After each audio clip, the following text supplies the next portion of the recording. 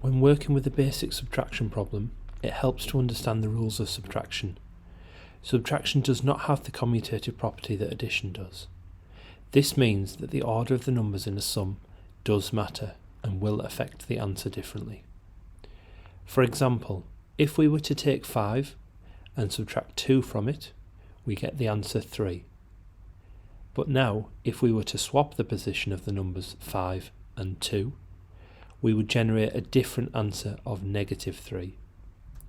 With subtraction, you need to be careful with the positioning of your numbers within the sum. If we look at a sum with larger numbers, again aligning our numbers in respect of their place value, we have our number 85 with an 8 in the tens column and a 5 in the units column, and we're going to subtract our other number 44 from this, with a 4 in the tens column and a 4 in the units column. Now that we have our numbers aligned, we can subtract each number individually. In the units column, 5 take away 4 gives us 1, and in the tens column, 8 take away 4 gives us 4. We now have our answer of 41. Let's take a look at another subtraction sum. This time we will have to approach the calculation a little differently. We must remember to align all our numbers in respect to their place values. We have 65 with a 6 in the tens column and a 5 in the units column, and we're going to subtract 27 from this with a 2 in the tens column and a 7 in the units column.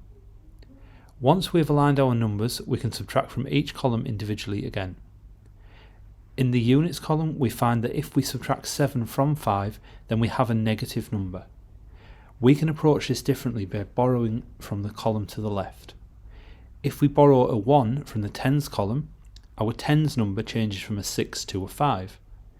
And the 1 that we have borrowed turns our units number from a 5 to a 15. Now we can take away 7 from 15 to leave us with 8. We then move on to the tens column and take 2 away from 5 to leave us with 3. We now have our answer of 38. This is also referred to as the column method. There are many ways in which subtraction can be done, so it's important to find one that you are comfortable with. I hope this has helped and you now understand more about basic subtraction. Thank you for watching, and please don't forget to like and subscribe to the channel.